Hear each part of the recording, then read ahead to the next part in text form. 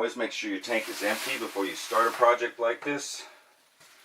Obviously this one wasn't. And we're definitely going to need a new gasket. I almost seem to think that that's where most of the problem came from, was just a bad gasket. So what we're going to have to do now is get all this bad flooring out of here, rebuild that, then we can rebuild the toilet gasket.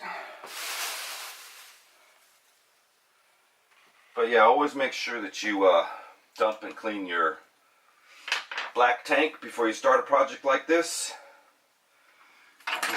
That's the last thing you want, is for the stuff to come back up at you.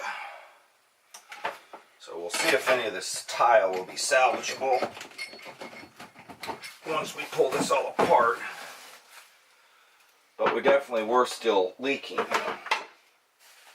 So the previous owner said the leak had been fixed. He really had no clue. Obviously, this tile is really bad, so this tile will not be able to be reused. And maybe we'll just take this opportunity to replace all the tile. But you can see this is just all really bad flooring here.